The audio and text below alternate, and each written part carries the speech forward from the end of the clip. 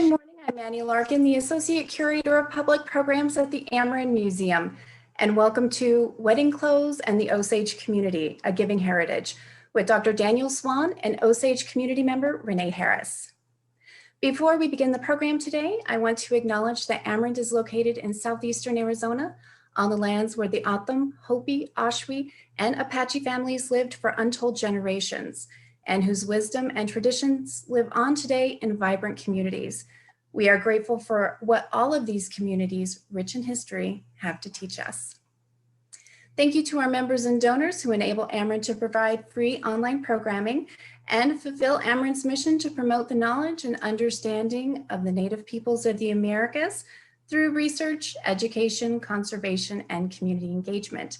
To learn how you can assist Amerind in supporting its mission and programs by becoming a member or donor, please visit amerind.org. As a reminder, the Amerind Museum is open with safety protocols in place, such as requiring the use of masks and social distancing. To plan your trip to Amerind, go to the Visit section of our website, amerind.org. On Saturday, June 12th at 11 a.m., Amerind will host the free online program, Native American Women in the 21st Century with Professor Mary Jo Fox. Please visit the events section of our website or the events section of Amerind's Facebook page for registration details.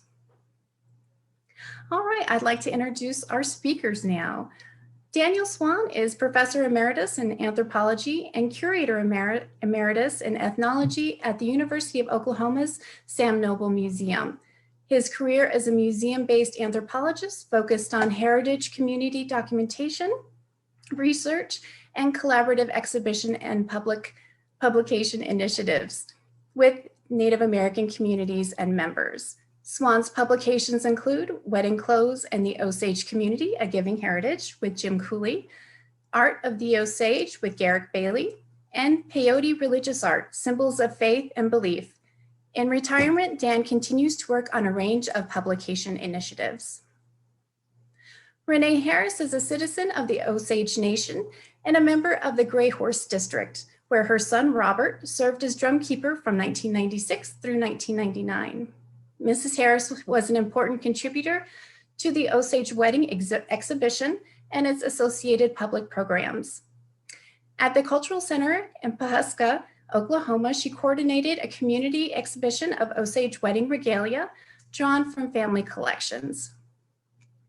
Renee, her daughter, Leah Big Horse, and several granddaughters presented public programs at the Mathers Museum of World Cultures and the Sam Noble Museum.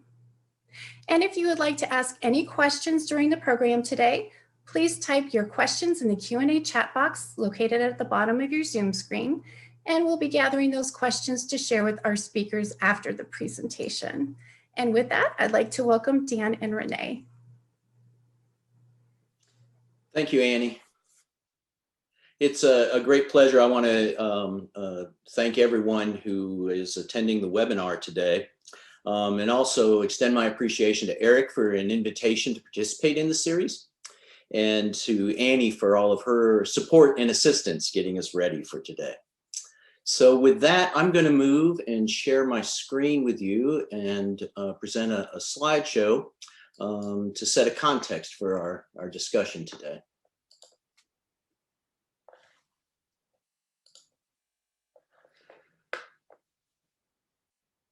So this is the topic at hand. This is our book with my co-author, Jim Cooley, Wedding Clothes in the Osage Community, A Giving Heritage. Jim and I independently have enjoyed a very long relationship with the Osage community. My work is based in museum anthropology. I had the good fortune to work and live in the Osage community back in the 1980s, setting up a cultural resource center, working with community members on a number of initiatives, exhibitions, and publication programs. Jim and I had spent a lot of time talking about ways in which we might work on a project that would really highlight the heritage arts of the Osage people, and an incredible inventory of particularly textile arts that has largely gone unnoticed. We also had an interest in creating somewhat of a contemporary ethnography, if you will, to sort of place that material culture, those artistic traditions within a broader cultural framework. So ultimately, we quit talking about it and got to work, and over a course of years produced the book. Our work really depends on historic photographs as a major source of information and data. As you'll see, the book has over 100 illustrations in it. And Indiana University Press was very kind to allow us that much latitude. But this is what we believe to be the first extant photograph of a traditional Osage wedding. The date is early 1870s. We landed on 1875 as sort of a midpoint. This could be in Kansas, where the Osage Reservation was prior to their move to Oklahoma. But nevertheless, in the center of the frame, right here, if you can see my cursor, this is the bride, and you'll note immediately her unique attire, which is sort of the metaphor that we use throughout the book to talk about various aspects of Osage society and Osage ceremonialism, and most importantly, Osage community life. The Osage over the course of their history developed a really intricate and complex system of arranged marriage. That's what this is all about in the historic context. This form of marriage was referred to as Miji, and its purpose was fairly straightforward. It was the desire of the Osage people to create a system of marriage that would bring a young woman and a young man from very esteemed Osage families together in matrimony, and the purpose of which would be to produce children, pure blood Osage children. And Osage elders over time have referred to this as blue blood Osages, so bringing the very best families. It had a very strict incest prohibition. You had to be able to go out 6 generations with no previous marriage between the 2 extended families and lineages.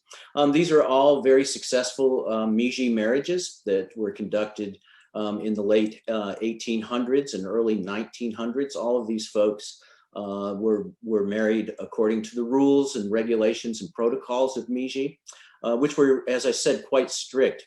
One of the ideal goals in a Miji marriage was that the prospective bride and groom would have never met one another until they their wedding was arranged by their parents and other elders in their extended lineage. This is a close-up from that photograph that I shared with you. And obviously, you know, the headgear and the individual is wearing a coat styled after US military Army officer coats. On the right-hand side is a more contemporary version. This is from the 1930s and is in the collections of the Denver Art Museum.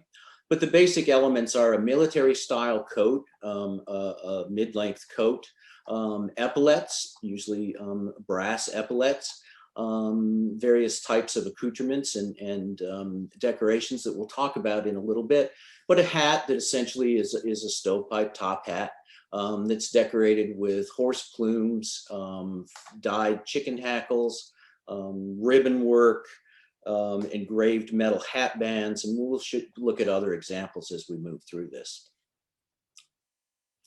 The history of those coats, those Osage wedding coats, is very well preserved in the oral tradition of the Osage community. In 1804, Thomas Jefferson invited a delegation of Osage headsmen and chiefs to Washington.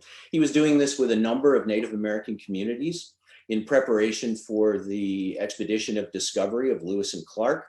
He was reaching out to the known tribal nations of the lower Missouri Valley, seeking their assistance to provide support and assistance to Lewis and Clark as they made their way up the Missouri and eventually heading out into the newly acquired Louisiana territory.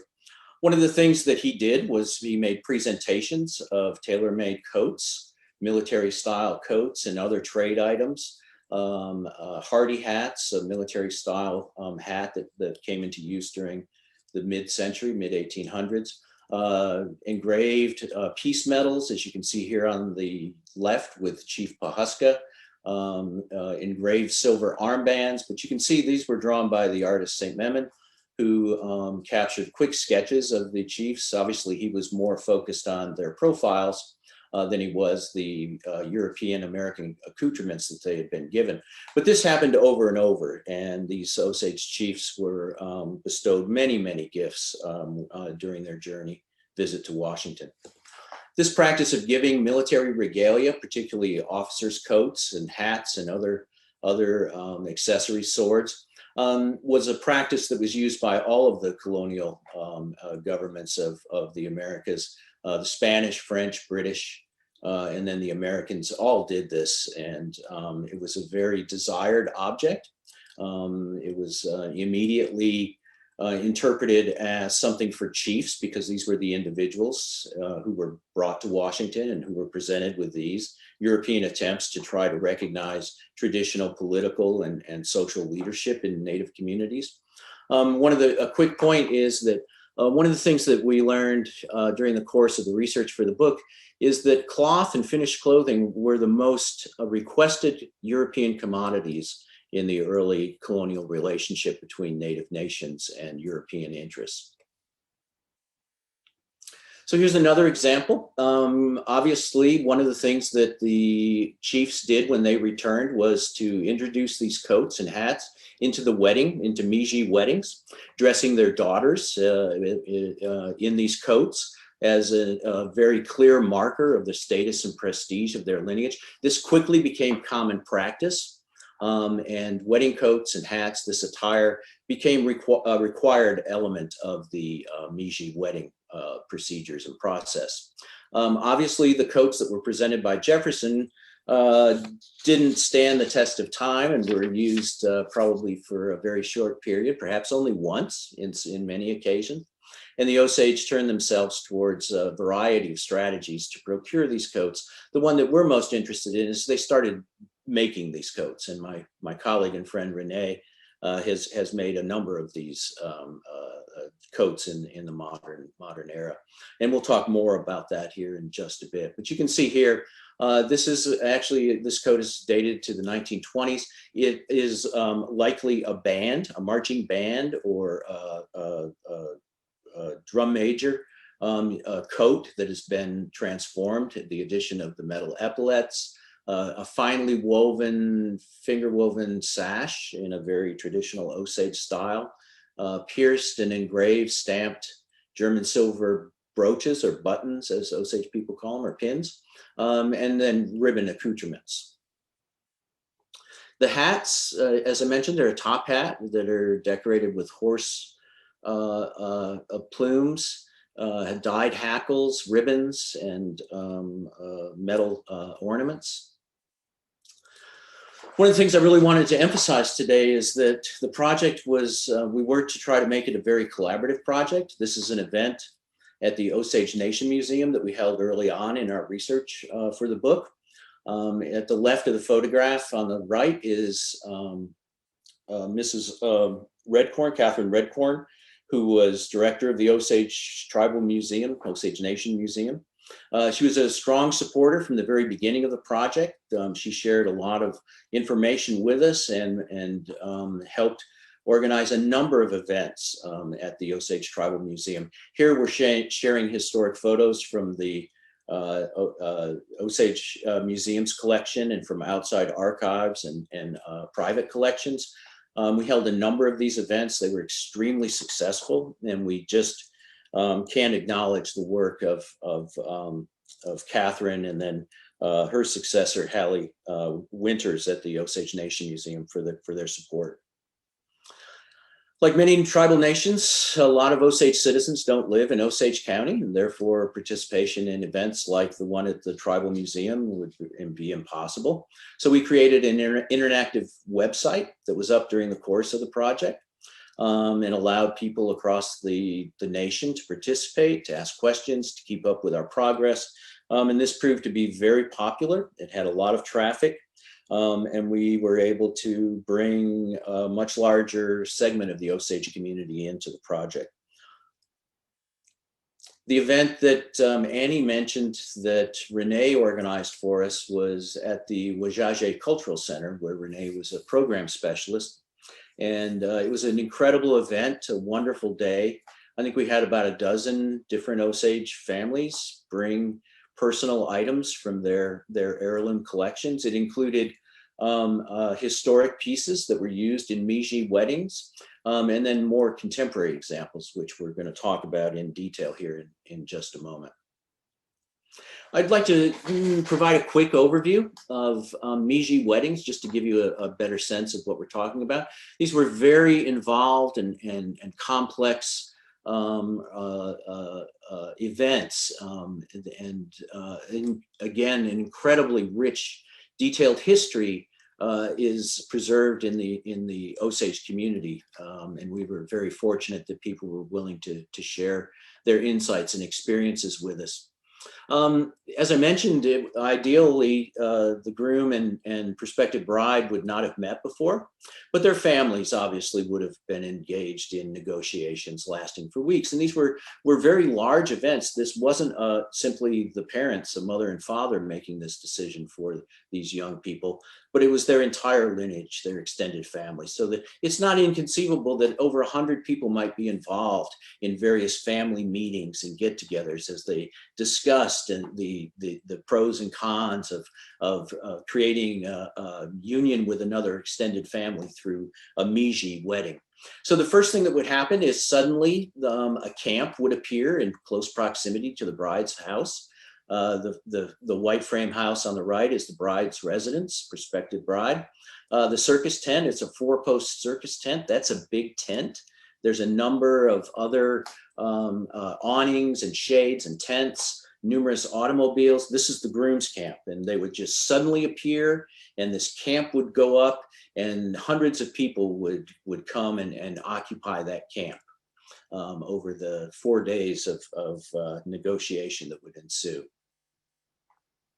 One of the main elements in this 4 days is that the family of the prospective groom would prepare 2 meals each day and take the food to the residence of the bride's family for them to enjoy. The purpose of this was to provide the bride's family, her extended family, with a sense of the quality of life that their daughter, their female relative, would experience in this new household.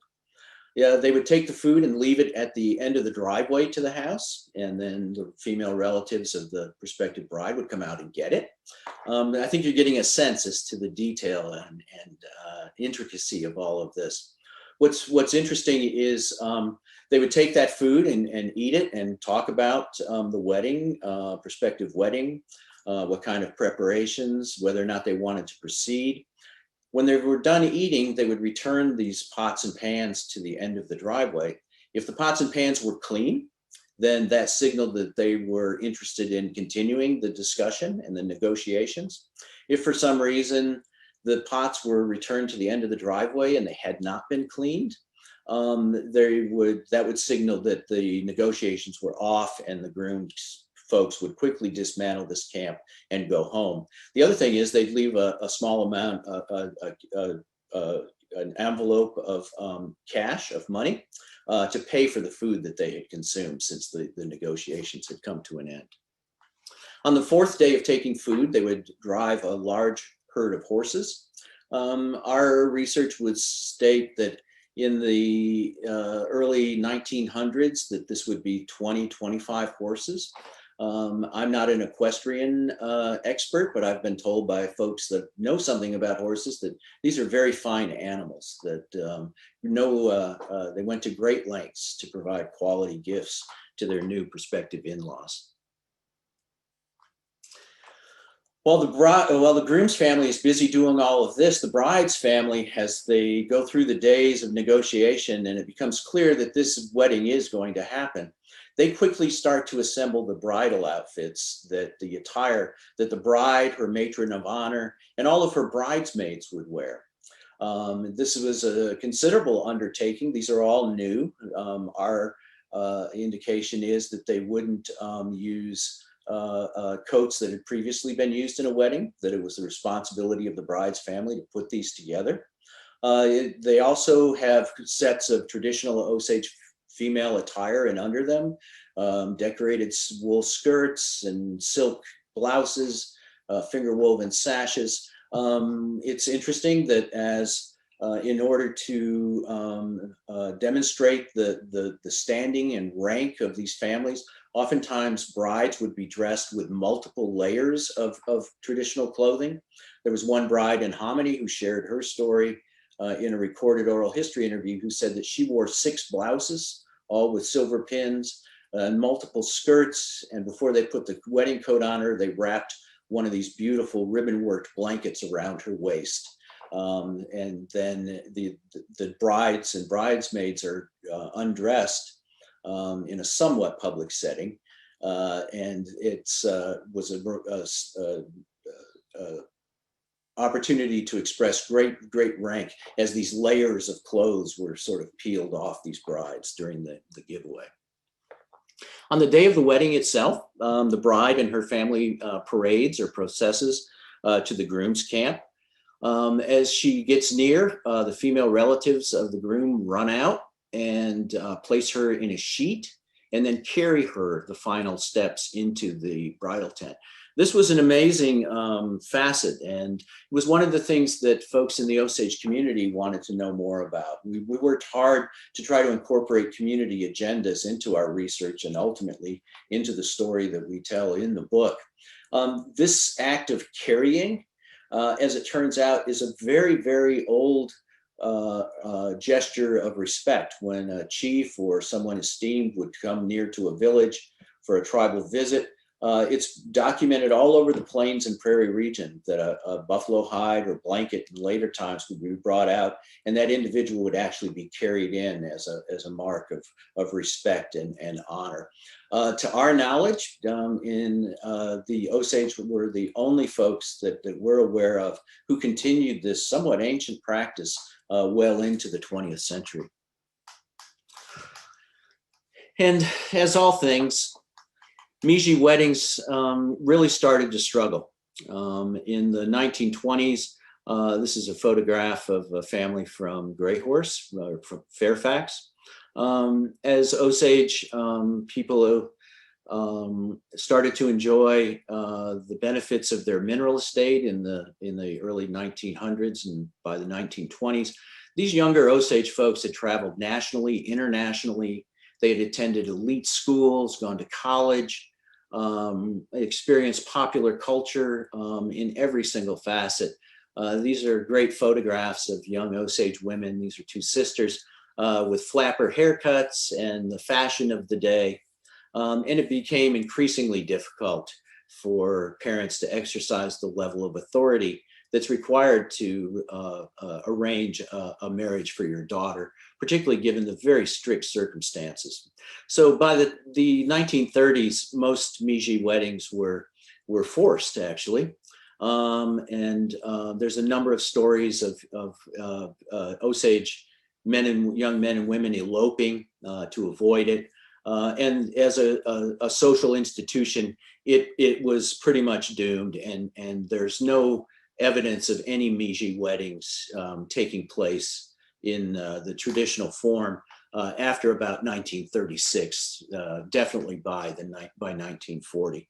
So all of that wedding regalia that had been produced over the years was relegated to heirloom status and was packed away in trunks and closets, but that's not the end of the story. I have to be very succinct here, but in the 1880s, given all of the dislocations and disruptions and hardships of the colonial experience, Native communities were really sort of at straits. It was increasingly difficult, both because of the circumstances, but also because of federal policy for them to continue many of their traditional religious and cultural practices. Their land base had been eroded, and we all know the details, but what happened was that there were a number of revitalization movements, social movements that arose in the 1870s and 80s that swept the plains as Native communities were looking for ways in which they could use traditional culture to adapt to the changing circumstances that they were living in. One of the most successful was the Plains Grass Dance, and the Osage adopted it. This is a photograph from the Gray Horse District. The Osage are divided into 3 political and cultural districts, as they're referred to. Each of the Osage districts adopted the Plains Grass Dance. The Osage call this the Ilashka, and this is from 1912, one of the early photographs from the Ilashka in the Gray Horse District. The Osage are the only tribe that have practiced the dance in very close to its original form every year since its inception. So they're well over 100 years of observing the Ilashka. In modern times, it's held once a year. Each of the districts sponsors the dance, a 4-day Ilashka, at which they host the other 2 districts. So they have this really interesting reciprocal relationship among these districts.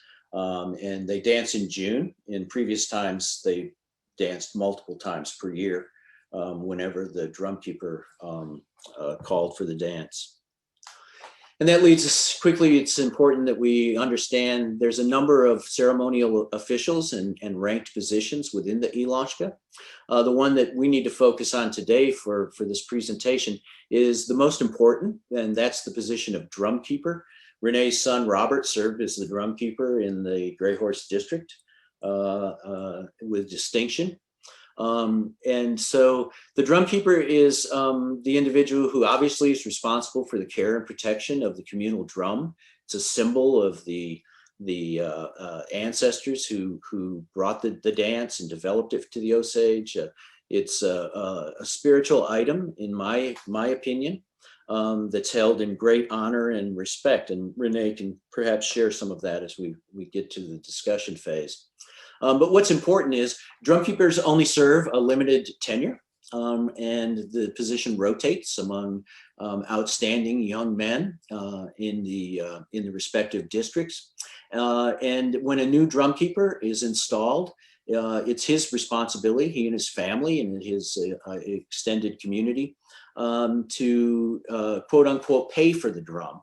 And what they're doing is they're honoring the service of the past drumkeeper. They're building their network, reinforcing their network. And just as in the Miji, they're showing that they're a family of status and good standing, and that they have the rank for this individual to serve as drumkeeper. But the most important thing is that the principles of generosity and hospitality is what governs all of this. So when a drumkeeper is installed, he undertakes a giveaway. In previous times, this consisted of horses, which was sort of the ceremonial currency of the plains in the reservation period. But over time, this changed. This is a photograph that turned out to be one of the most important things that we found. One of the things that community members asked us over and over, and I didn't mention this earlier because it would have sort of spoiled the story, is how did this wedding regalia get into our Ilashka? What is the history of that? And so we spent a lot of time trying to answer that question. And the answer that we came up with is predicated on this photograph right here. The gentleman in the middle between his 2 aunts wearing Miji wedding regalia is Morris Lookout.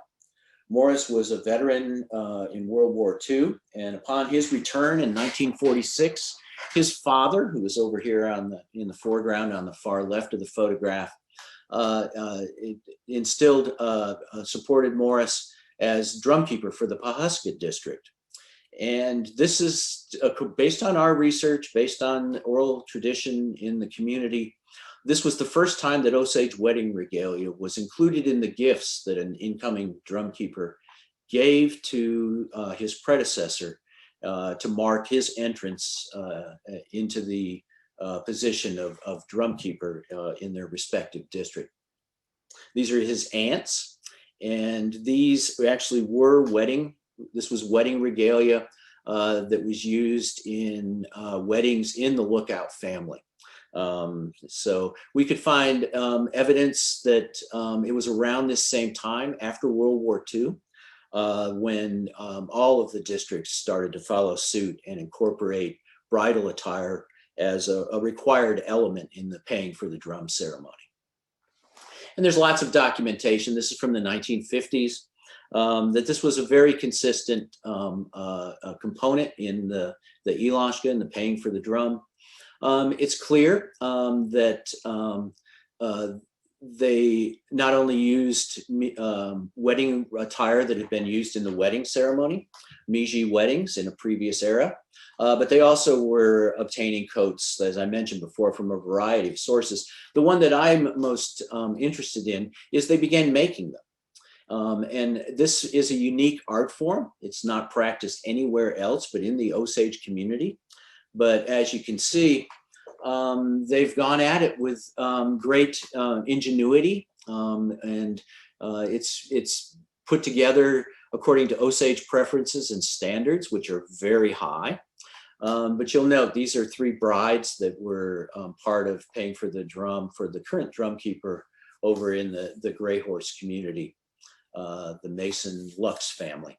One thing I'd note right here is it's interesting that in some families and in some districts, the belts that are worn to keep the wedding coats closed are not finished. You can see in this photograph, it's loose yarn that hasn't been woven into the tabs that finish the belt. And the rationale for this that we were able to discern was that we were told that you didn't know who was going to end up receiving this during the giveaway, be it in a Miji wedding or at a ilashka paying for the drum. So they left them unfinished so that then they could be completed when they were finally in the hands of the ultimate recipient. Horses are still there. It's important.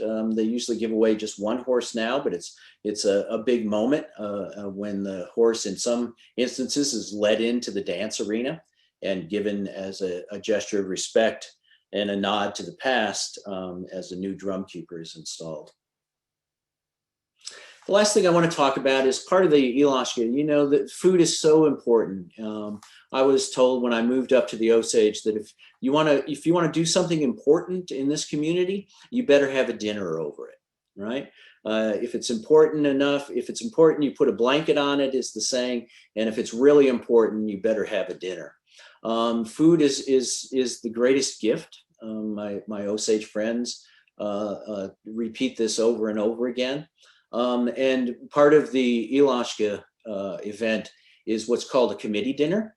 And this is when the host drum keeper and his committee, his dance committee, host the other 2 districts. These are large events. Today, these committees are very large, so it can be up to 400 or more people are seated and fed. This is a significant undertaking, and the responsibility lies with the drum keeper's family to lead this initiative. They receive support, which Renee again could share from her personal experiences, but it's a very large undertaking. The cooks, the committee cooks get together weeks in advance to cut meat, and we're talking about several sides of beef and whole hogs that are processed according to Osage standards in preparation for the dinner. The cooks work all day, the day of the dinner. They eat at noon. So they're up before dawn. All of this is cooked outside over a fire. And it takes a virtual army to get this done. To give you some sense of the scale, this is the committee dinner at Pahsulin. The tables are set with china, which if you note, there's a resemblance in the patterns on the bowls and cups and plates that's taken from Osage finger weaving. So this set of china was made by spec by the family in Pahsulin, whose grandson was the drum keeper. The last thing is I want to emphasize, this is a great opportunity to really emphasize the importance of hospitality and hospitality expressed through food. If you attend a formal Osage dinner, you're going to be fed twice. When you sit down, your plate is full. So here we've got fried chicken, some Osage barbecue, some corn pudding and fresh fruit and cookies. You can see there's a bag discreetly placed under that plate. The first thing you do is, after the blessing, is to take all of the food that's on your plate when you sit down and put it in that bag for you to take home to consume later. There's also a tradition that any of the leftovers are also, the intent is for all of that food to be taken away and consumed by others. So the Osage miss no opportunity to ramp up the level of hospitality and generosity that they extend to one another, to the guests and visitors. And I've certainly been the recipient of that generosity over many, many years. So sort of to sum this up, and then I'm going to turn it over to my colleague, Renee. What's really interesting here from an anthropological perspective is the fact that Osage wedding regalia gets rechartered. And this doesn't happen in a lot of clear cases like this. And it moves from Miji weddings into the Elashka as a vehicle, if you will, to perpetuate some of the values and core beliefs of the Osage community. I've emphasized generosity and hospitality, but the Osage, spend time talking about the importance of being in order. My friend Renee said, when I asked her if she was ready, she said, "We're in motion." These are important Osage concepts. And this wedding regalia, I've been able to provide just sort of a very superficial overview of this history, but it provides an opportunity for families to come together, for communities to come together, and to create and renew the social relationships that sort of are at the foundation of community life. And the way that they do this is through this reciprocal gift exchange. In the context of Miji weddings, in the context of the Elashka, with the passing of the drum, this is a very clear example of an object being imbued with the power to reinforce and perpetuate aspects of social life. So with that, I'm going to hand it to Renee. As Annie said, Renee and her family, her daughter and granddaughters, traveled with the exhibit. There was a museum exhibit that accompanied the book, or the book accompanied the exhibit. And they would do a dressing of the bride demonstration. And that's what Renee is going to share with us today to give you a better sense of the regalia and its meaning to contemporary Osage people. Great. Can everybody see me? Hold on a sec. I got to do my job. Okay.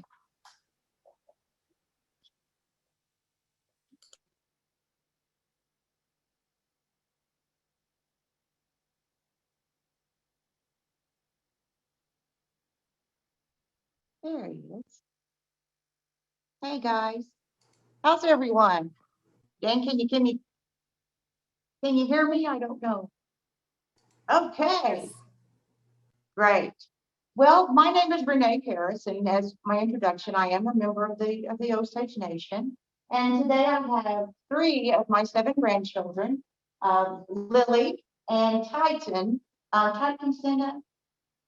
These are my son's 2 older children, Bobby, our drum keeper, and Titan and Lily are descendants of the Gray Horse's first drum keeper. They're both blackbirds on their mother's side, and they have a younger sister that was at home in bed this morning when we all gathered. And also, our bride today is my granddaughter, Jacqueline. I'm sorry, we call her Cheeks. Her nickname is Sweet Cheeks. So if you hear me refer to Cheeks, I'm talking to the bride. But thank you all. Thank you, Dan and Annie and everybody for inviting us to be a part of this. It is such an honor. Being an Osage person, if you just understood, and I'll explain a little bit of that as we go, what an honor you gave me to do this. And I just love Dan. I told him this before, he's Osage. He's Osage to me and a lot of other people. But let's get started so we can show you all how we dress our bride. Now, Our brides come in different shapes and sizes.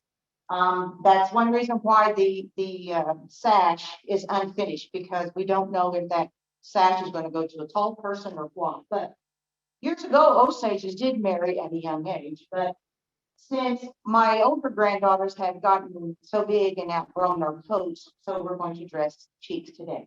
Okay, so in front of chiefs, we have her sitting down, and if you could, I don't know if you can notice that she has on what we call ribbon work leggings. And this is a pretty common pattern. This was hand done, these particular leggings. And the way we wear those is we have to tuck the bottom into our moccasin, and we tie them at the top.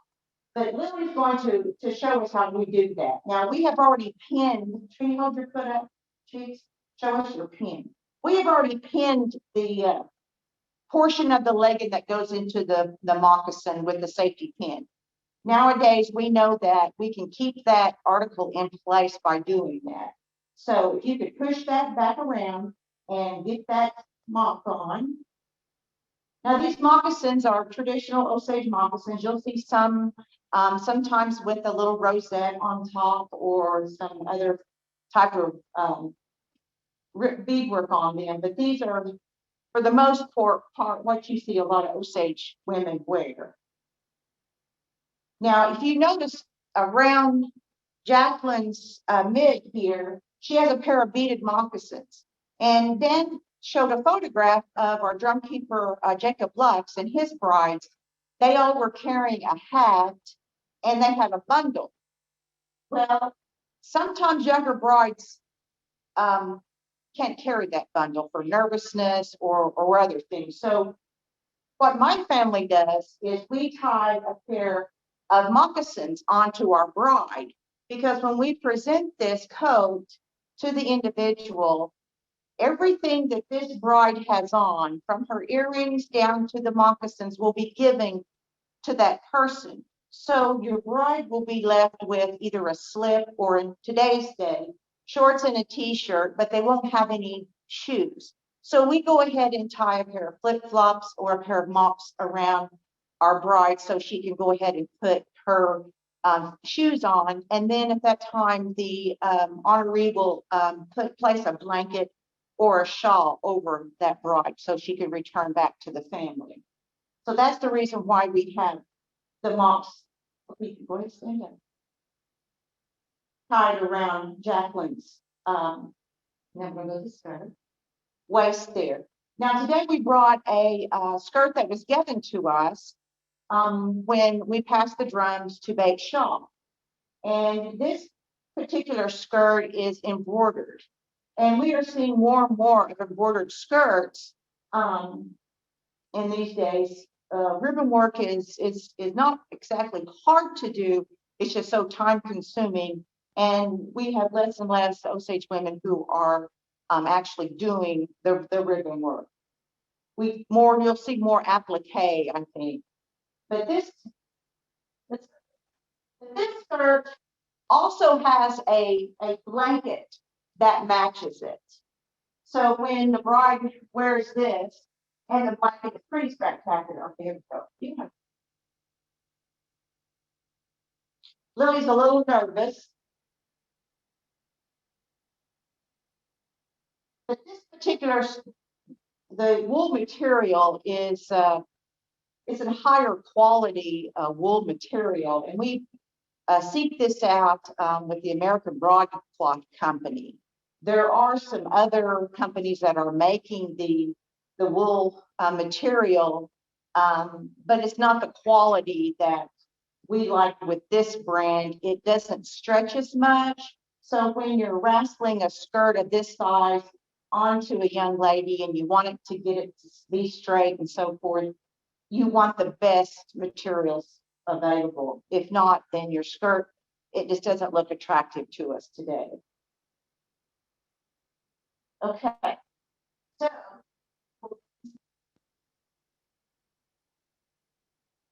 nowadays, hold it with your arms, Steve. We tie these skirts on pretty snug. because we don't want them to fall off. And as you wear them for a while, sometimes it gets a little sweaty. And if that belt was to move or whatever, you run the risk of losing your skirt. And if that happens as a bride, remember, she has a hat in her hand and maybe a little bundle. So we try to make sure that those accidents don't occur. Okay.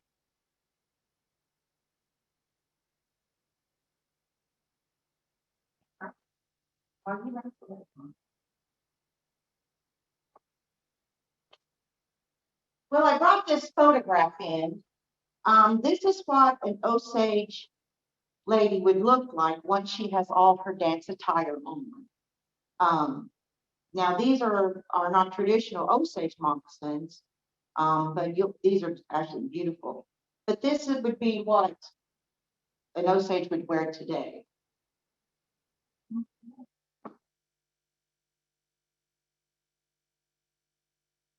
Now I brought several belts.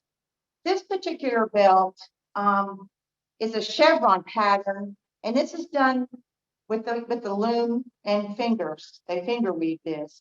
But this one we wouldn't call complete. Maybe a young girl would wear that, but a complete belt or a finished belt, excuse me, would have a border on the end of it. And this one lacks that. So it would be a bigger, wider type belt. This is the arrow pattern here and the chevron. You see the difference. Okay.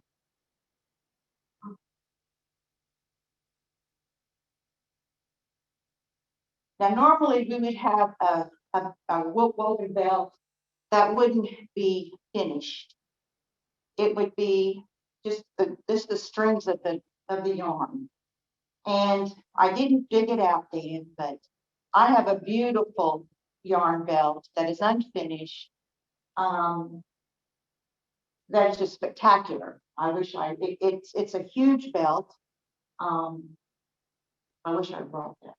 Okay, so we got our, and as you can see, we dress from the down up. That's how men also dress. We dress from the down up. And then when we undress, we undress from the top down. And that's what we're doing here. Okay, so we had mentioned that we give away 2 shirts. And yes, it depends on the family. Some families may give multiple shirts, multiple pins or brooches. We don't see that a whole lot this day.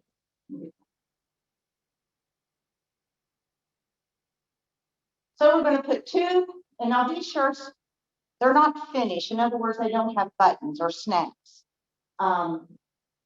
We don't know who's going to wear that shirt. So they may have to lengthen or shorten, and our cuff is big that will allow for a little bit of that. Okay, okay.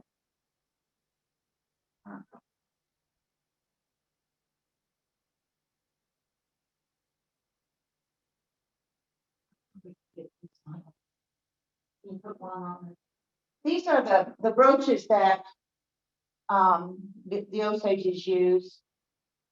You can find them in different patterns.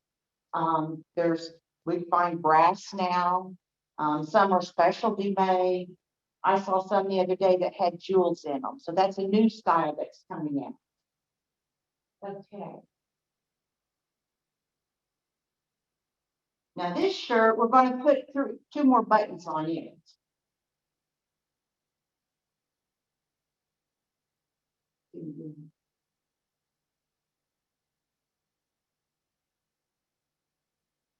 But the last presentation that I did with Dan, I had a gentleman ask me about the groom. Now, today we do have some individuals who have had Osage weddings. And what I mean by that is they dress in Osage attire, but then we don't have the traditions that we had in the past, the way that we arrange marriages and so forth and so on. I lost my train of thought. Well, anyway, about the groom, it was real difficult for me to explain that because there's no groom involved in this type of ceremony. This is an honor to receive one of these wedding coats and to give a wedding coat away. It's a highlight of the giveaway when the drum keeper pays for the drum. It's a sad time for the outgoing drum keeper because he's going to miss all those things and so forth. But he knows he's received blessings from the drum, from his committee, and from the food that we receive. And yes, food, I think, actually controls the dance. Okay, so now we're going to add one more shirt. And then we're going to put her necklaces on, and we're going to attach one more ribbon. And we have various types of ribbon that we collect.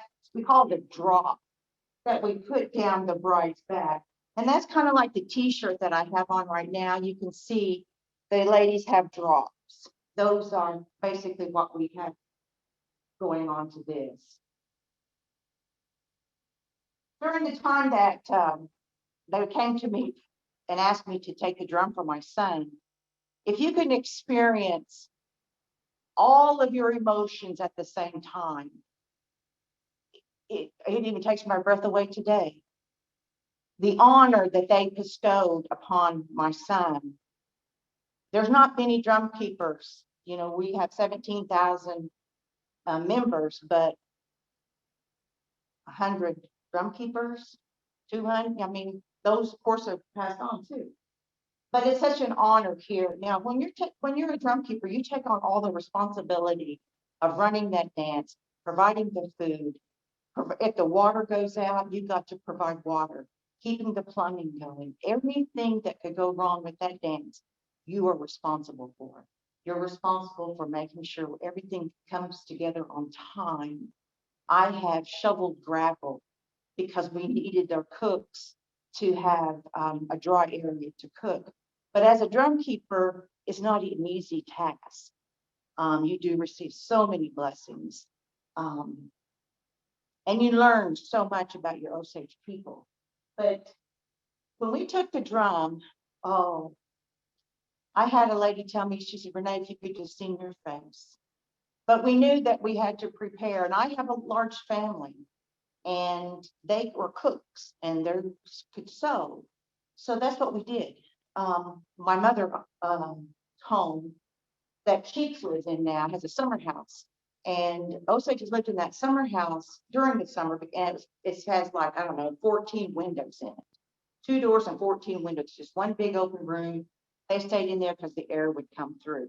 Well, we sewed in that summer house for a year. I had some Choctaw aunts, cousins. We all learned together, but we actually took broadcloth and cut it and made it into coats. We got the pattern at Walmart. Actually, I still have it. And that's what we used to make our coats. Now, we did have an individual who brought us a coat that was already made. And at that point, we were able to just decorate it. Now, Dan did show a photograph. I think it was the last photograph he showed of 3 ladies in wedding coats. And that is Marty Cheshawala, or actually Marty Fish then, and Mary Fish, and Sissy Fish. And my 2 grandchildren, Lily and Titan, are related to them through the Blackbird family.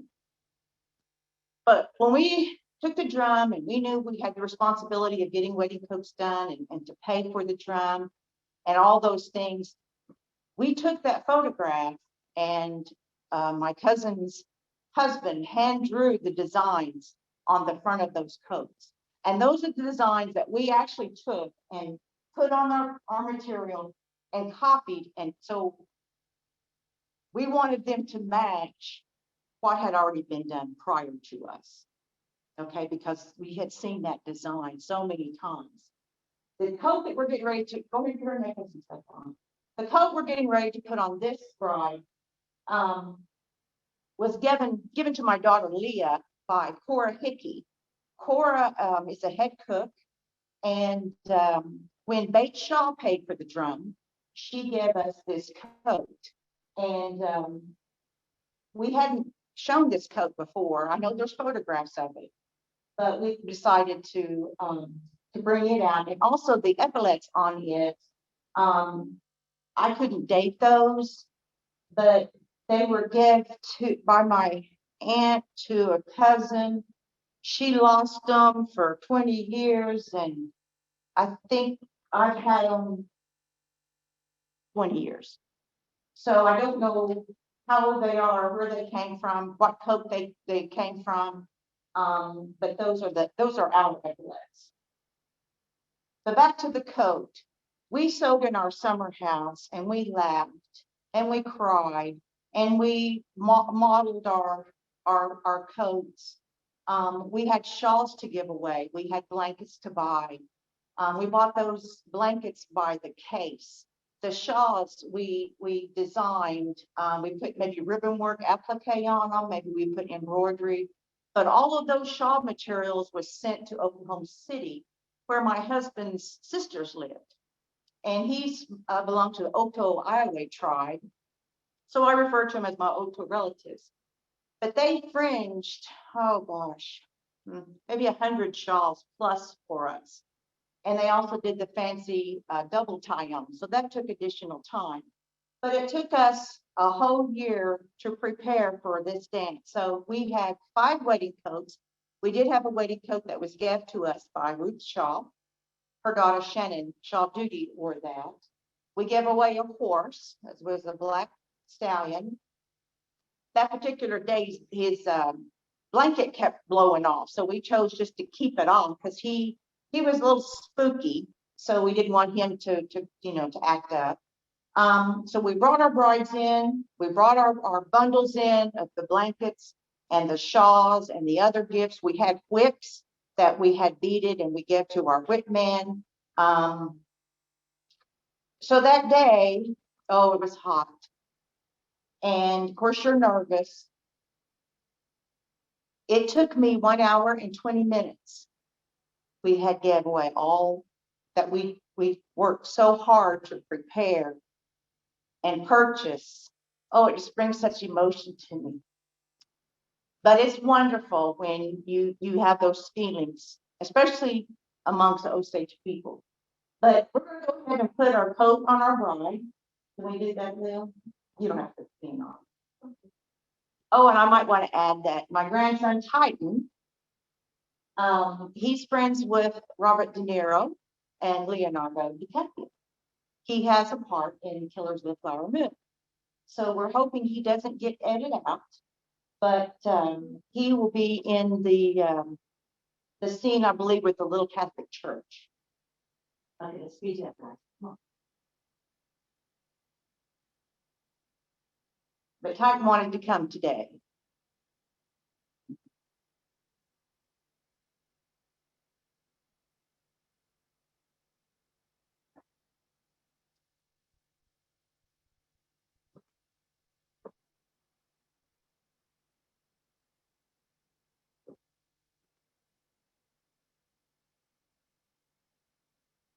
And if you remember, this hat was in one of the photographs that Dan had. This hat is just absolutely lovely. It I think resembles the horse plumes better than some of the ones that we made and some that other folks have made. But one thing when Dan showed the photograph of Morris Lookout, that brought a memory back to me. When my son Bobby was the drum keeper, Morris was a singer on our drum, and he brought me a top hat. He pulled in there and he hollered at me, "Sis, I got something for you." And he pulled out this top hat. Well, I still have it. I couldn't give it away. So one day, maybe if one of my granddaughters get married in Osage way, then we can use that top hat. But that was a very kind gesture. And sometimes there are Osage family who will bring you items for your coats. We had a white coat. We decorated it with red, white, and blue. And Judy Lookout brought us some silver epaulets that she had made. And of course, they weren't like the old timies or some of the nice ones you can buy now, but they fit that coat perfectly. And the hat we did was red, white, and blue. We had we had, I think, a purple and gold and red coat. You'll see those colors together a lot. We had a green coat with gold and I think it was just green and gold. And then we had two blue coats. The coat that the Shaws gave us was a blue coat with a traditional blue, white, excuse me, blue, yellow, no, blue, red, and white. Here's one of the epaulets that I have. I don't know. This is my first Zoom presentation, so I'm a little different. Yeah.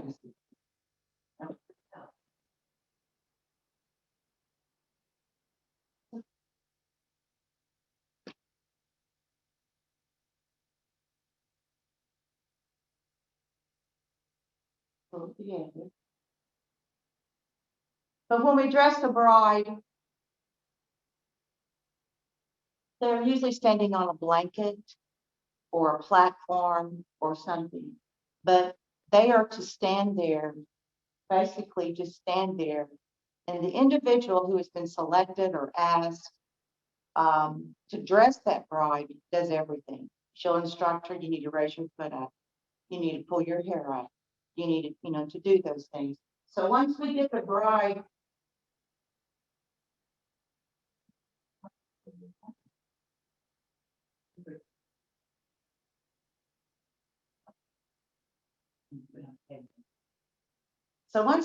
step over this way just a little bit, and then bring that belt on top of your arm, about the tail, up over her arm.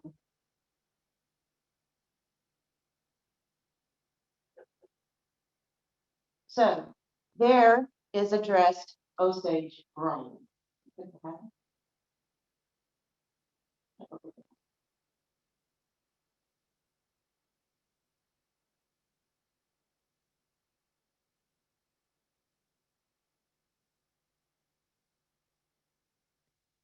Here we go.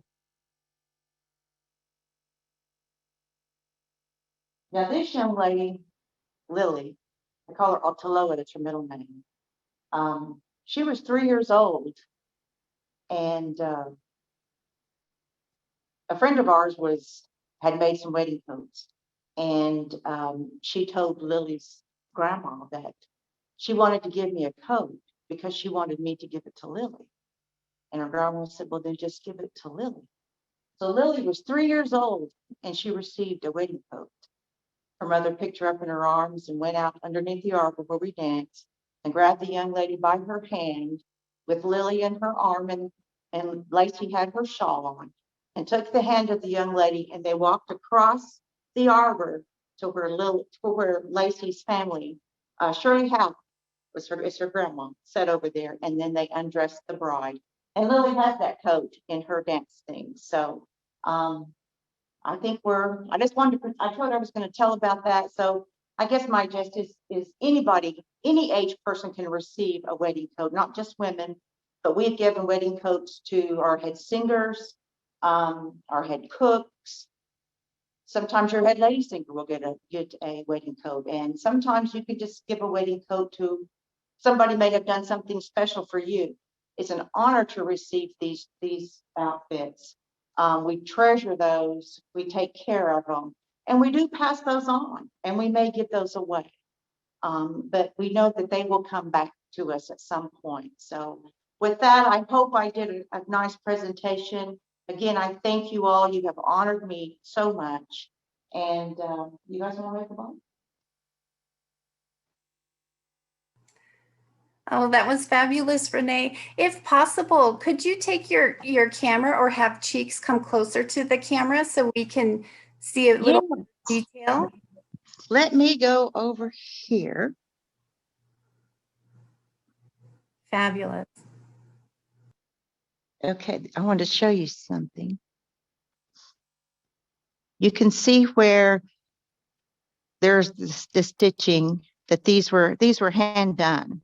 This particular coat was.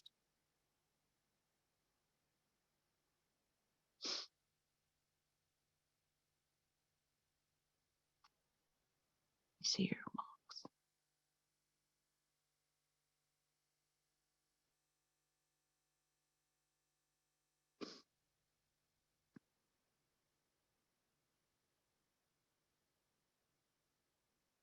Well, hold that up right there. I'm sorry. Help me, Lily. I want to see the back of that legging.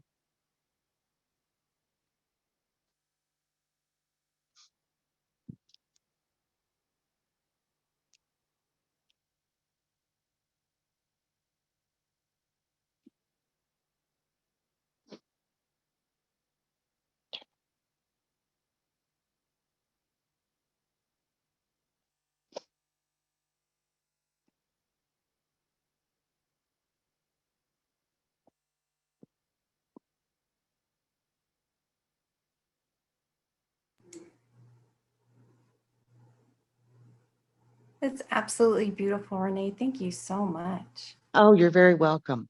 You're very welcome. Well, I think we'll now phase into a few questions. If you do have a question, please be sure to type that in the Q&A chat box located at the bottom of your Zoom screen. And to start it off, we will start with a question from Patricia Gilman.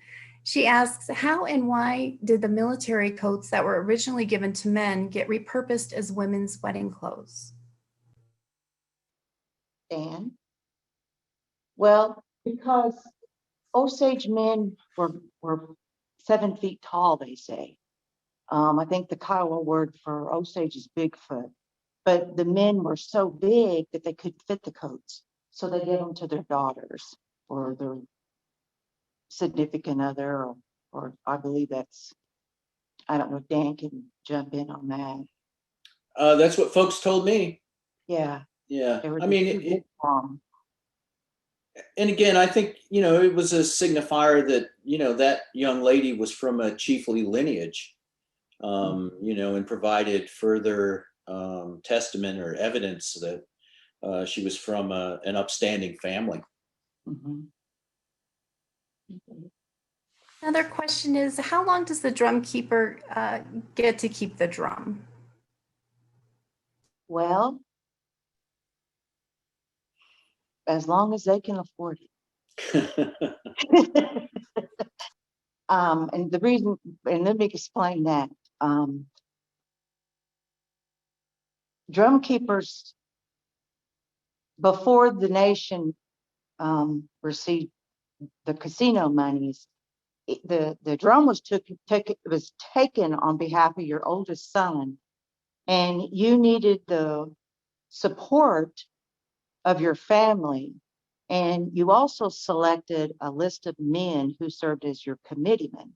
And you had a gentleman who was in charge, and he was referred to as the head committeeman. And you set those committee members in line by their status. And when we were the drum keepers, our committee and my family and my mother supported us. We set a date, we had a breakfast, or I guess it was, I can't even remember, I think we had a breakfast. And that's when we read to the invitees who we are asking to set on our committee and in what capacity. From the water boys who are responsible for taking water to the dancers, to our advisors, our cooks, singers, our whipmen, our head committeemen, and tail dancers. We all select certain individuals to set in that capacity. And a gentleman named Charlie Tillman stood up, and he had a check in his hand, and he said, I'm donating this to our new drum keeper, Bobby Harris. As he did that, more gentlemen stood up, and people began to visit. And of course, we kind of, I guess, adjourned at that point, and were congratulating us and so giving us their support, either physically, emotionally, or financially. They were there to help us. So when it came time to buying groceries and so forth, we had some money that was given to us in addition to our own money. So when it came time to move our camps, from Great Horse to Hominy. Those community committee people came and helped us, and there was a lot of fellowship. But again, I have well, they're most all gone now, but I had a very large family.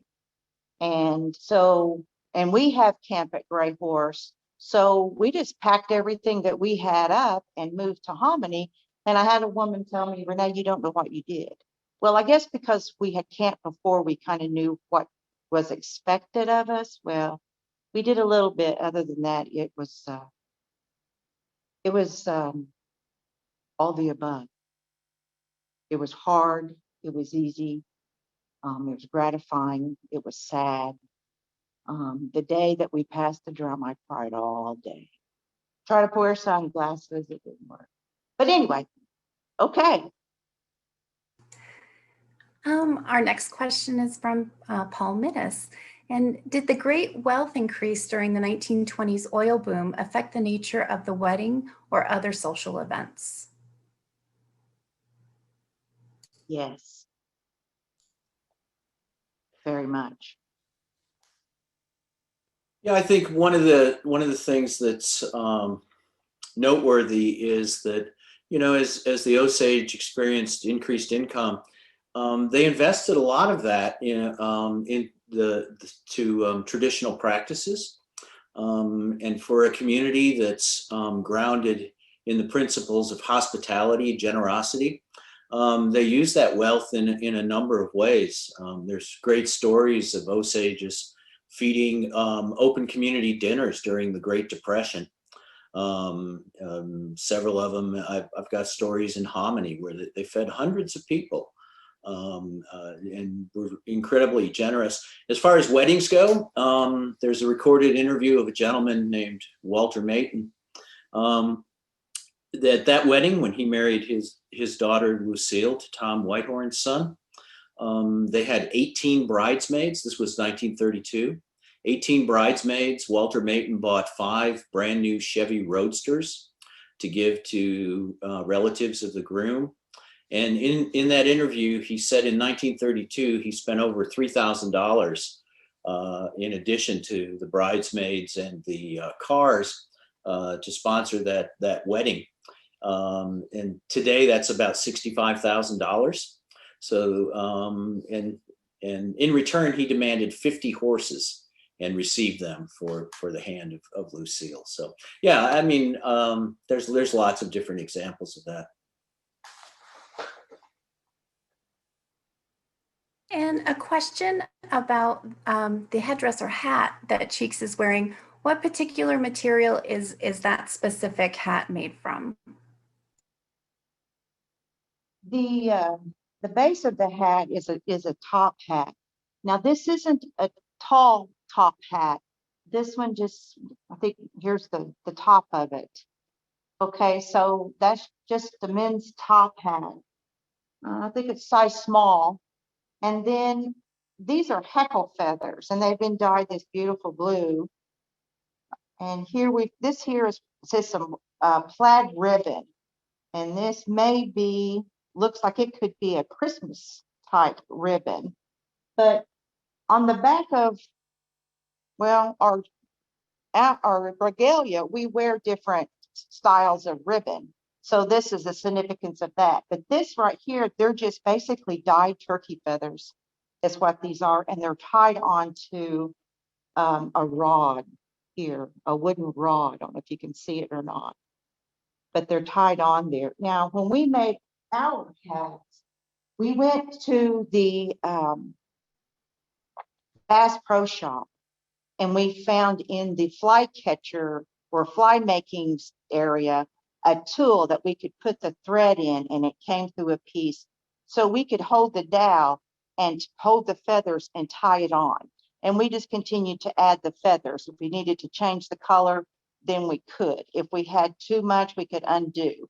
So that's how we tied our feathers. And I don't know if that particular hat was tied that way or not. I'm assuming that it was.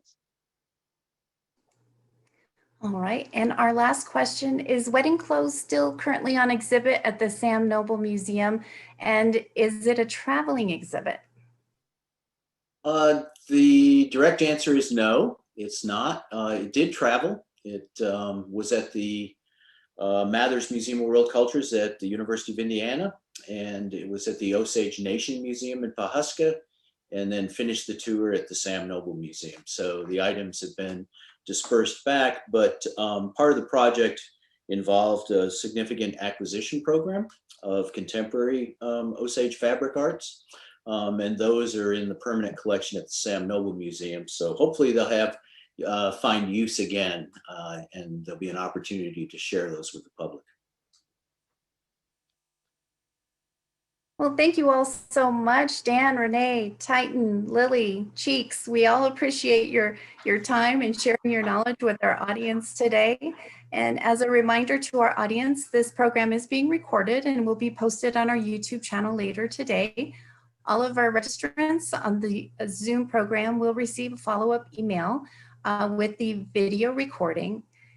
Thank you again, Dan and Renee, and to all of your grandkids. It was an absolute pleasure to have you with us today. Bye-bye. Thanks, everybody. Bye, Dan. See ya. Thank you, everyone. Take care now.